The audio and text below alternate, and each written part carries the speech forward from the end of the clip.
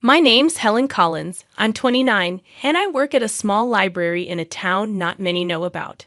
My life is pretty simple, but I like it that way. I've always been quiet and liked books more than noisy stuff outside. The library is like my special place. It's old and a bit creaky, but I love it. Every day at 8 o'clock a.m., I open up, turn on the lights, and enjoy the smell of books. My parents passed away when I was young, so my grandma raised me. She taught me to love reading. But she's gone now, and I'm on my own. One morning, Mr. Jenkins, a regular, greeted me as usual. He loves history books. I told him we got a new shipment in. He chuckled and went to check them out. The day kept rolling like that, with familiar faces coming and going. I helped some kids with a project, suggested a romance book to Mrs. Harrison, and showed Mr. Thompson where the sci-fi books were. It's quiet, but I like it. Then, one day, everything changed when Jack showed up. He didn't seem like our usual library visitor.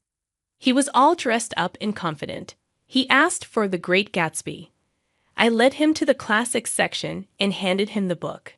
Our hands touched briefly, and it felt like a small shock. But it stayed with me. "Thank you, Helen," he said, reading my name tag. "I'm Jack. Nice to meet you." That brief moment marked the start of everything. It was the beginning of a love story I thought would last forever, and the start of a journey that would take me from my quiet life into a world of chaos and betrayal. If only I'd known then what I know now, maybe things would be different. But life doesn't come with a warning label, and sometimes we just have to learn the hard way. After that first meeting, Jack started coming to the library more often. It was strange because he didn't seem like the type who read, but each time he came in, he'd ask for a book suggestion and chat with me for a bit. One day, he walked in as I was struggling with a box of new books. "Need a hand with that?" he offered, walking over. "That would be great, thanks," I said, relieved. As we placed the books on the shelves, he asked, "So, Helen, what got you into working at a library?" I shrugged. "I've always loved books. They're like friends, you know? Plus, it's nice and quiet here." He laughed. "I can see that. It's like a whole different world." Our conversations got longer with each visit. I found out he worked in his family's real estate business. He was easy to talk to, and for the first time in a while, I felt like someone was genuinely interested in me. Then one day, he surprised me. "Helen, would you like to have dinner with me tonight?" he asked, hopeful. I was taken aback. "Like a date?" "Yes, like a date," he smiled. I hesitated. This was new for me, but there was something about him that made me want to say yes. "Okay, sure. I'd like that," I replied, trying to sound steady. We went to a cozy restaurant in town. We talked about everything and nothing, and for a few hours, I forgot about my usual solitary life. Walking home, Jack said, "I had a really great time tonight, Helen. You're very different from the people I usually meet." I didn't know how to respond, so I just smiled. He continued, "I'd like to see you again. Would that be okay?" I nodded. "Yes, I'd like that." From then on, we started seeing each other more often. He'd take me out to dinner, or we'd go for walks. It felt nice. For once, I felt like I was part of something more, part of a world that wasn't just about books and quietness. It wasn't long before I fell hard for him. He was charming and attentive, and he made me feel special. And when he asked, I didn't hesitate. I said yes. Looking back, I wish I had seen the signs. I wish I had known that the charm was just a mask, a cover for something much less pleasant. Love can blind you, make you ignore warning signs, and I was head over heels in love, or so I thought. After Jack and I got engaged, things started to change. It began with his parents. They didn't like me from the start because I didn't come from money. The first time I met them, we were at their fancy house for dinner. I was nervous. "Helen, this is my mother Margaret and my father Richard," Jack introduced. "Nice to meet you," I said, trying to smile. Margaret looked me up and down. So you're the girl who works at the library?" "Yes, I am," I replied, feeling smaller by the second. Richard chimed in, "Jack, Couldn't you find someone more suitable? I felt like disappearing. The dinner was long and uncomfortable. They made it clear they didn't think I was good enough for their son. But Jack stood up for me, which made me love him even more. Before our wedding, they insisted on a prenuptial agreement. They said it was just a formality. I didn't have much to lose, so I agreed without making a fuss. After we got married, I moved into Jack's house, which was actually his parents' house. They had given it to him as a wedding gift, but they acted like it was still theirs. His parents came over all the time, unannounced. They'd walk in and start ordering me around. "Helen, make us some coffee." Margaret would demand as soon as she walked in, and I would, without saying anything. I didn't want to cause trouble. One day, Margaret pointed at the TV and said, "Remember, Helen, in case of divorce, you can't claim this." It was like that with everything. They constantly reminded me that everything in the house wasn't mine. Jack started changing too. He wasn't the man I fell in love with. He started joining in on the jokes his parents made about me. One evening, I was trying to decide what to wear for a family event. I asked Jack for his opinion. "This one makes you look less drab," he said, laughing. I was hurt. It was like he was a different person around his parents. He didn't stand up for me anymore. Instead, he laughed along with them. It was exhausting living in that house. I felt like an outsider, an unwanted guest. I kept hoping things would get better, but they only got worse. The stress got to me. I started having bad stomach pains. I tried to ignore them, but one day, I collapsed at the library. I woke up in the hospital, and the doctor said it was stress-related. I was in the hospital for a few days. Jack didn't visit. He didn't even call. I felt so alone. Then one day, a notary came to my room. He had news. My great-aunt, someone I barely remembered, had passed away, and she had left me her fortune, $30 million. I couldn't believe it. I didn't even know what to do with that kind of money. Suddenly, I wasn't just the poor girl from the library anymore. When Jack and his parents found out about my inheritance, they came to visit, suddenly all smiles and sweetness. "Darling, we're so happy for you," Margaret said, her voice dripping with fake concern. "Yes, we're a family. We should support each other," Richard added. I didn't buy it. It was too much of a change. After they left, I overheard them talking outside my room. They didn't know I was listening. "She's such a fool. Can you believe our luck?" Jack laughed. "We need to make sure she doesn't leave you, Jack. Maybe you should have a child with her. That will tie her down," Margaret suggested. I felt sick to my stomach. These people didn't care about me. They just wanted my money. I knew then what I had to do. I had to get out of that house, away from these people. I had to take control of my life. I wasn't going to be their victim anymore. I left the hospital with a plan in my mind. As I got home, Jack and his parents were waiting. They were all smiles, acting like the caring family they never were. "Oh, Helen, we were so worried about you," Margaret exclaimed. I nodded but didn't say much. I needed to act normal, not to tip them off. Jack came closer. "So, when do you get the inheritance?" He asked a little too eagerly. I looked at him, the man I thought I loved, and realized I didn't even recognize him anymore. "Soon," I said, "but it's not something you need to worry about." His smile faltered a bit. "But we're married, Helen. What's yours is mine, right?" he pressed. I forced a smile. "Of course, darling." That night, I couldn't sleep. Their voices echoed in my head, their fake concern, their greed. It made me sick. I got up and started writing. I wrote down everything they had done, everything they had said. It was like a dam had broken, and years of pent-up frustration and pain poured out. The next morning, I had a meeting with a lawyer. I explained everything, showed him the prenuptial agreement. He was shocked, but he said the agreement would protect me. "You're doing the right thing," he assured me. When I got back, I found Jack and his parents in the living room. They looked up as I walked in. "There she is, our brave girl," Richard said with a smile that didn't reach his eyes. I sat down, clutching my purse. "I have something to say," I declared. They all looked at me curious. "I'm filing for divorce," I said, my voice steady. The room went silent.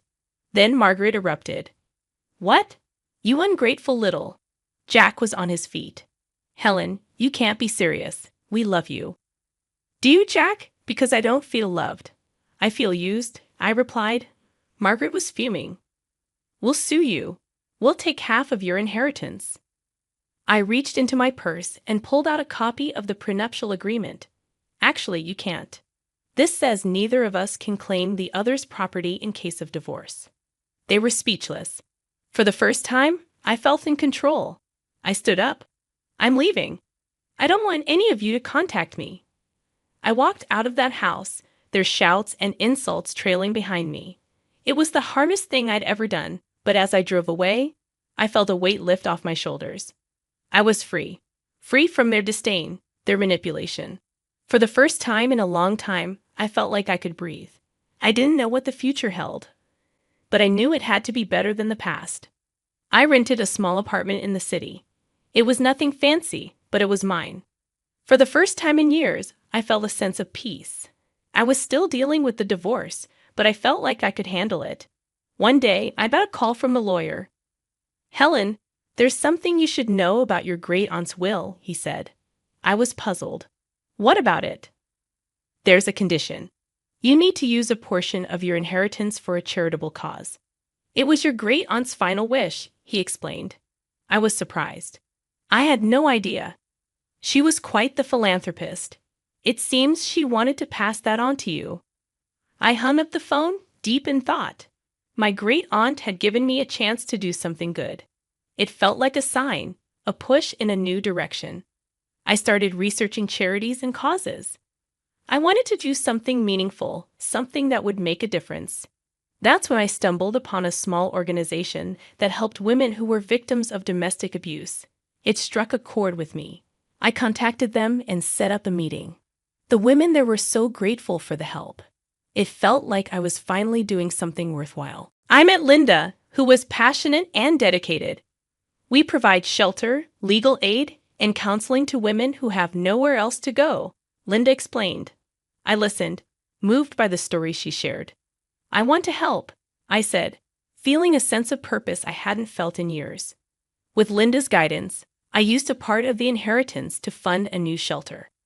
It was an incredible feeling, knowing I was helping other women find a way out, just like I had. A few weeks later, Linda invited me to the opening of the shelter. It was a small event, but the atmosphere was full of hope and gratitude. As people mingled, I noticed a familiar face in the crowd. Sarah, an old colleague from the library. Helen, is that you? She asked, surprised. Sarah. It's been so long, I said, hugging her. What are you doing here? She asked. I told her about the shelter, about my involvement. She listened, her eyes wide. That's incredible, Helen. I had no idea, she said.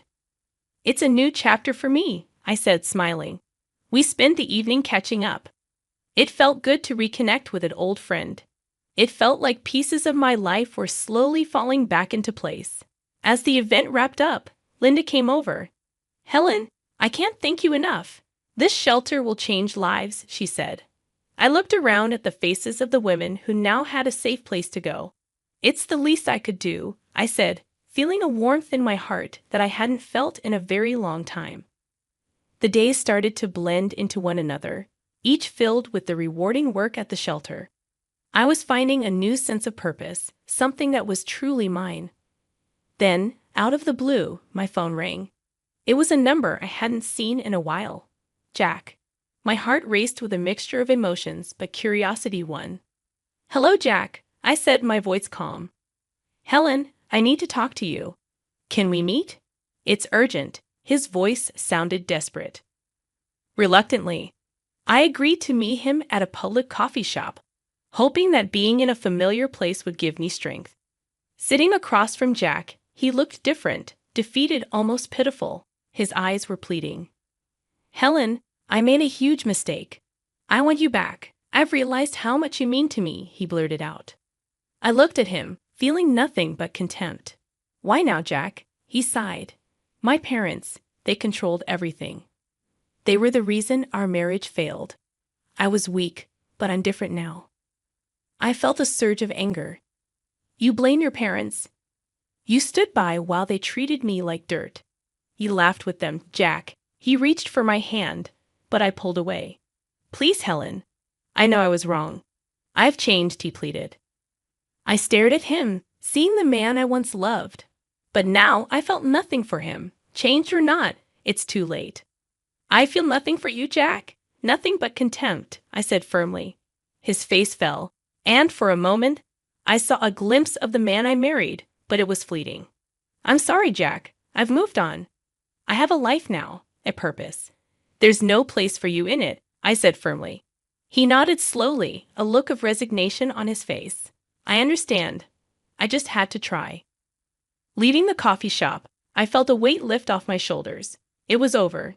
Truly over. The next day, there was an event at the shelter. A local artist had donated a sculpture, and it was to be unveiled in the garden. As I stood there surrounded by people who supported and believed in me, I felt a sense of belonging. Sarah, my old colleague from the library, stood beside me. You've done something amazing here, Helen, she said, smiling. The artist pulled the cover off the sculpture, the figure of a woman reaching up to the sky. It symbolized hope, strength, and new beginnings. Applause filled the air, and for a moment, everything felt right in the world. Linda, the woman who had helped me so much, came over. Helen, this is just the beginning. There's so much more we can do, she said. I looked around at the faces filled with hope and knew she was right. This was my new beginning, and I was ready to embrace it fully. My new life was busy and fulfilling. Every day at the shelter brought new challenges and rewards. My confidence grew, and for the first time in years, I felt in control of my destiny. I even started taking self-defense classes, something I would have never imagined doing before. One day, as I was leaving the shelter, I saw a car parked outside. It was my mother-in-law, Margaret, and she stepped out as soon as she saw me. Helen, we need to talk, she said, her voice softer than I'd ever heard. I have nothing to say to you, Margaret, I replied, my voice steady. Please, just hear me out. I've realized how wrong we were, she pleaded. I stopped and looked at her. She seemed genuine, but I couldn't forget the past. What do you want, Margaret? I want to apologize. I treated you terribly. I have lost my son because of it, and I don't want to lose you too. You were like the daughter I never had, she said, her eyes glistening with tears. I felt a pang of something. Sympathy, perhaps. Margaret, you made my life a living hell. An apology won't change that. I've moved on, and I suggest you do the same, I said firmly. She reached out to me, but I stepped back. Please, Helen, I know I can't undo the past, but I want to make things right, she pleaded. I shook my head. It's too late for that. Goodbye, Margaret. As I walked away, I felt her gaze on my back, but I didn't look back. I had learned to stand up for myself, and there was no going back to the way things were. The next day, I received a letter from Jack's lawyer. He was contesting the divorce settlement. I wasn't surprised, but I was ready. I met with my lawyer, a sharp woman named Rachel. He's got no leg to stand on, Helen. The prenuptial agreement is clear. He's just trying to intimidate you, she said confidently. I nodded. I'm not afraid of him anymore. Let's fight this. The court date arrived, and I walked in with my head held high. Jack was there with his lawyer, and for a moment, our eyes met. There was a flash of the old Jack, the one I had loved, but it vanished quickly. The judge listened to both sides, and then made her decision. The prenuptial agreement stood, and Jack's claims were dismissed. I felt a surge of relief and triumph. After the court session, Jack approached me. Helen, I'm sorry. I was wrong, he said, his voice low. I looked at him, seeing the man I once loved, but now felt nothing for. Goodbye, Jack. Take care of yourself, I said, and walked away. As I left the courtroom, I felt a sense of closure. That chapter of my life was finally over, and the new one was just beginning. At the shelter, we were planning a fundraiser, and it was taking all my attention. The support from the community was overwhelming, and I felt a deep sense of gratitude. The night of the fundraiser arrived, and the place was buzzing with energy. People from all walks of life had come to support our cause. As I looked around, I realized how far I had come from a quiet, timid woman to someone who stood up for herself and others. Helen, you did it. This is amazing, Sarah said, coming up to me. I smiled. We did it. And there's so much more to do. As the event went on, I felt a sense of accomplishment and purpose. This was my life now, and I was exactly where I was meant to be.